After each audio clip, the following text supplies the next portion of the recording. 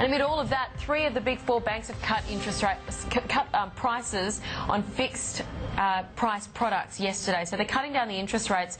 The Commonwealth, the first off the mark, cutting fixed mortgage rates as much as 60 basis points. Rates on 1 to 4 year fixed loans will be cut by between 25 and 55 basis points. Switching over to Westpac, it's lowered rates by 20 basis points on its 3-year fixed mortgage, down to 6.79%.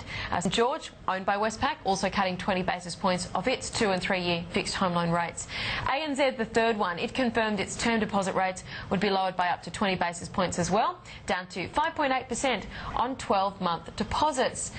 The cuts are being attributed to this changing outlook for interest rates, which we spoke about in the program today. Let's speak with the Executive Chairman of wealth management firm Yellow Brick Road, Mark Bouris. And Mark, very good morning to you. You know, the RBA, we've been discussing this, the RBA hasn't said anything about rate cuts, but the banks have started to move their fixed mortgage rates. Tell us how these things work with banks and what really consumers should be making of this. Well, the banks are cutting their fixed rates on mortgages to reflect the cost of funds that applies to them in longer-term money. So if you look at the long-term money costs, it indicates a reduction in interest rates over the next 12 months.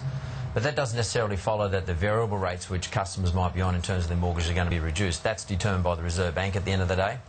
The Reserve Bank's language this time last week, was fairly dovish, was soft as compared to how it had been in previous months, indicative of they may be starting to think about the economy and that maybe they may be starting to think that interest rates should be coming off. But we've got a dichotomy, a real conundrum at the moment. Fixed rates looking like they're coming down, variable rates looking like they could be going up or staying where they are.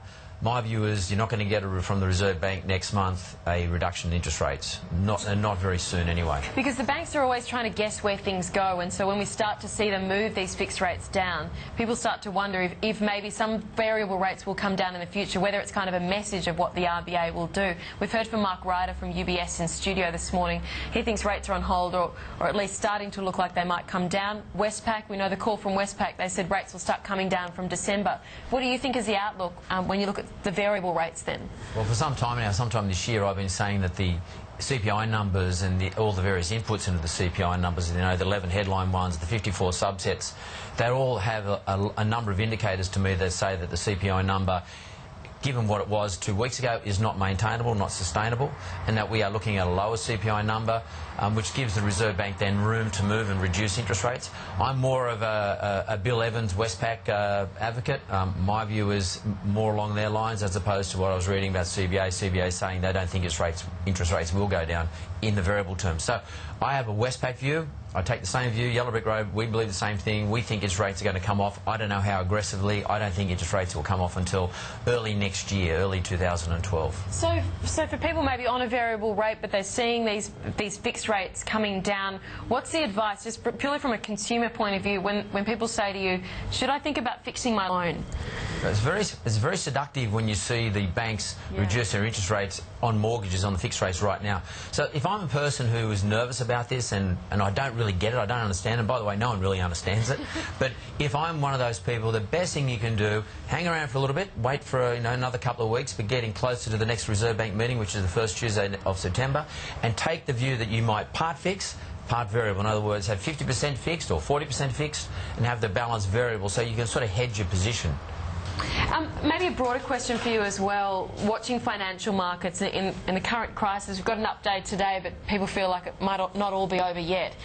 How do you think the recent shock to financial markets compares to what we saw in 2008? I guess, you know, we all survived it, we're still sitting here, but it was horror. We don't really want to see it again. What do you think about the comparisons being made to the global financial crisis? I don't think we are in the same position as we were in 2008 in the last few days, but what it does tell me is that we're extraordinarily sensitive to any interruptions or any concerns about that may change the economics of the world at the moment in terms of its recovery.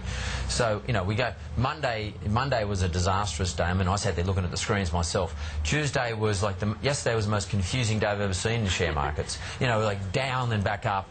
And there must be a lot of smarties around. I mean, there must be a lot of people in the Australian market come about 2 o'clock, 3 o'clock yesterday afternoon, knew what the US market was going to do today.